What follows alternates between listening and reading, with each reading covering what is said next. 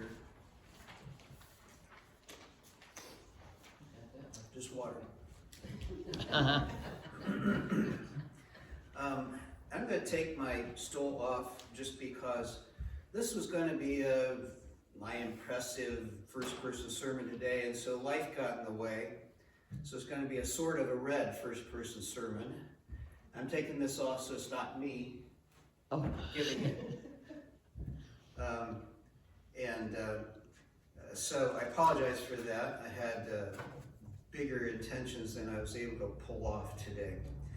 So, if a Jewish man who lived 2,000 years ago in Jerusalem came here to our sanctuary today, I think he would tell us a story that would go something like this. So if I told you my name, you would know it. I would be just like the hundreds of extras Mel Gibson hired for his movie 20 years ago. That fateful week in Jerusalem, it started out exciting. Passover was a big deal among us Jewish people. Passover was kind of like your Independence Day. There was talk of a new prophet heading into town. Now, that wasn't such a big deal because there was always a new prophet or teacher coming into Jerusalem. Jerusalem was like the spiritual heart for our people. And many of the greatest minds lived there and taught and preached in Herod's temple. Herod's temple was where people came to make their offerings and to worship their God, because we all believe that our God's presence was most strongly felt in the Holy of Holies in Herod's temple. And that's where the Ark of the Covenant was housed. But I have heard that this no-name preacher and prophet from some hick town called Nazareth up in Galilee or Outer Mongolia or wherever that is, that he was different than the others. I'd heard that about other prophets and teachers too over the years. You know, they all had the truth that they were bringing us. Yet, many said this man, who was known as Yeshua Bar Joseph, you know him as Jesus of Nazareth, that this man was different because he called God his Father.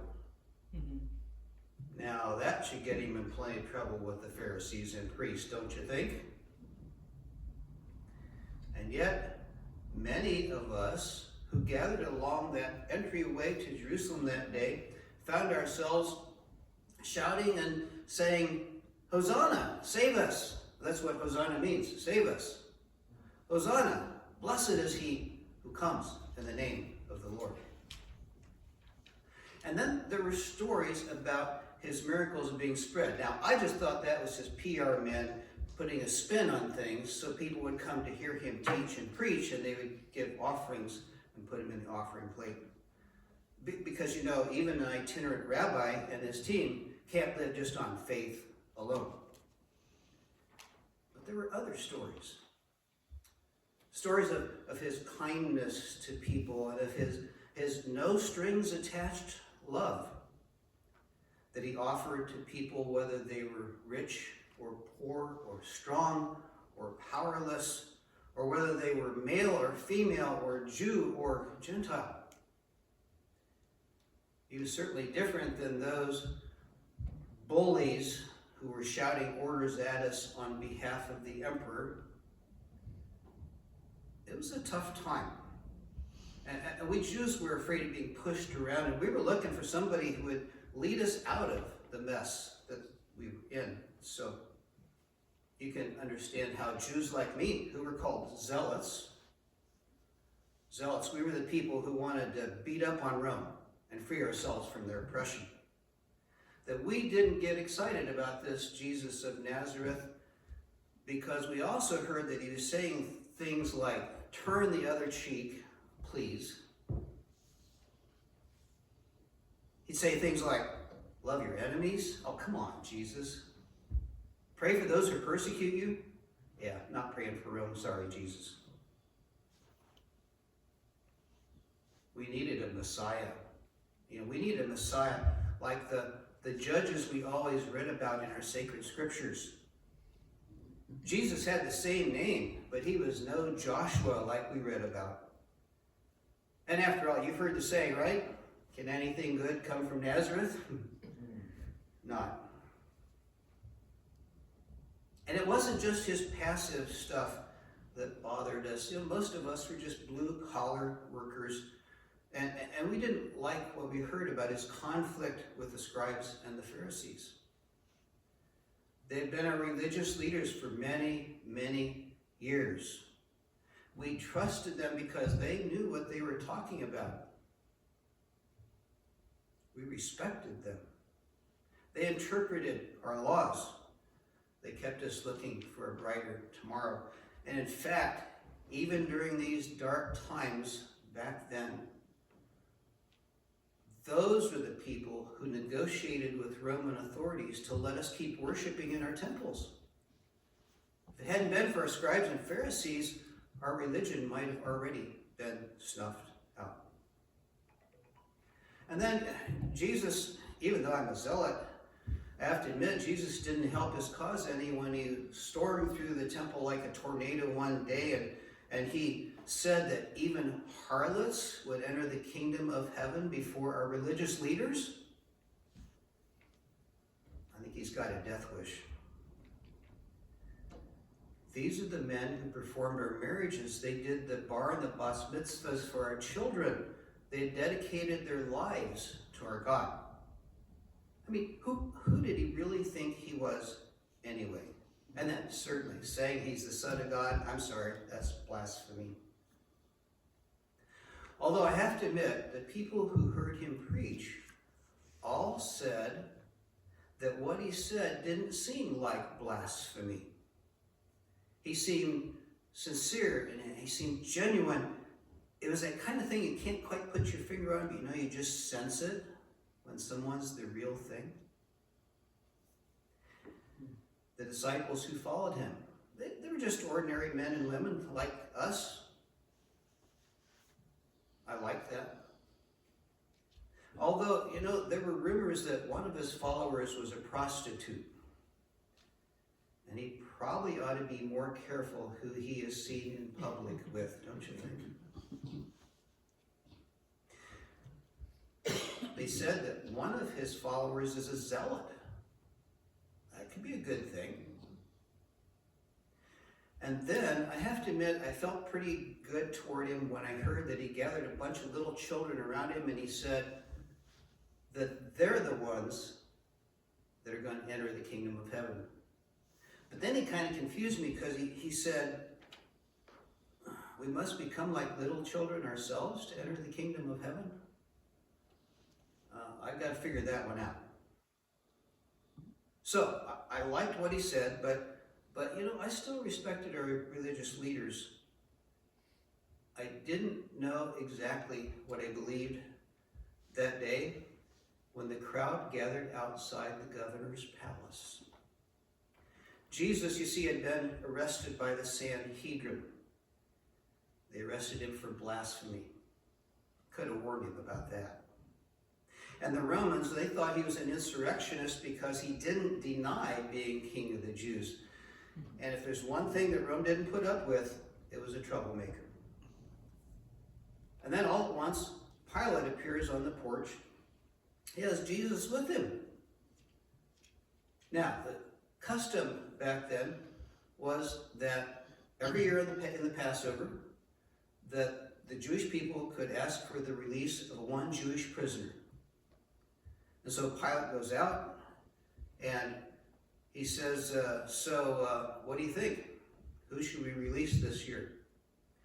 Now, a lot of us thought that he should just release Jesus because Jesus hadn't done anything all that wrong anyway. And as that was happening, some of our leaders were milling around in the crowd. And one of them said to me, Now, having released Barabbas, Jesus isn't going to get anything done for us. Barabbas will help our cause.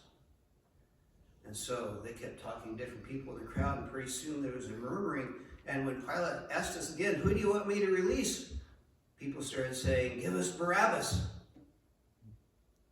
Give us Barabbas. Besides, we all knew that all they do with Jesus is just whip him, turn him loose, and then we never hear from him again. So, I have to admit, I joined in and I yelled for the release of Barabbas. And funny, isn't it? Crowd consciousness. It can affect the way you think. And you may have found yourselves influenced sometime in your life by friends or people you respect, and all of a sudden you did or said something that you knew was wrong. We all cheered when Barabbas was released. You know, it was a good joke on Rome, because Barabbas and his followers were going to cause the emperor in Rome so much grief. And so we all started to filter away and leave, and then all of a sudden Pilate yells out, what do you want me to do with this Jesus? Well, continuing our joke on Pilate, some of us laughed and we said, go ahead and crucify him. Because we knew that Pilate wouldn't really listen to us. You know, the crucifixion, that's saved for rebels and slaves and poor criminals. It wasn't until Friday that I heard a crowd again. So I went outside and I saw this crowd along the road that went up to the execution hill. We called it Golgotha then. I kind of elbowed my way through the crowd till I could see him. You can imagine how shocked I was when I looked, and there's that Jesus. He's carrying this heavy wooden beam of a cross. He's tired. They put some kind of thorny vine on his head, and blood drops were dripping down the side of his cheek. And then he stumbled. It was pretty clear he wasn't going to get up. So a guard grabs this guy in the crowd. Somebody said his name was Simon. He took Simon over and he told him to pick up that crossbeam and carry it. Roman law said that the guards could make anybody in the crowd carry that crossbeam for up to 1 mile. And plus it had been a long day. Guards were tired. They wanted to get home to their wives or to the local bar or someplace and get this over with.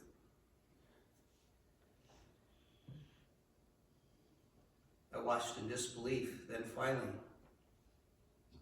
on Golgotha Hill, they nailed him to a cross. Some people were making fun of him. They called him King of Kings. Yeah, right. There were 2 men on the crosses, to his left and to his right. And the one over here, he said, Jesus, remember me when you come into your kingdom.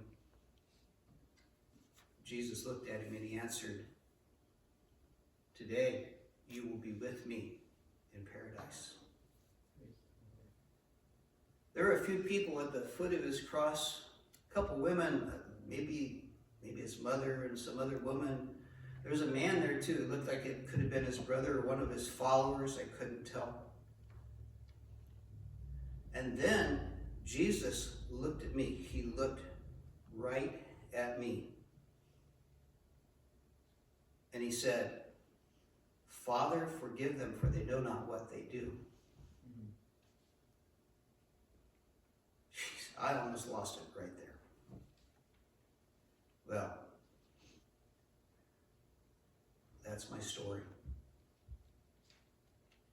But I ask you, before you leave this sanctuary this morning, don't make the mistake I made.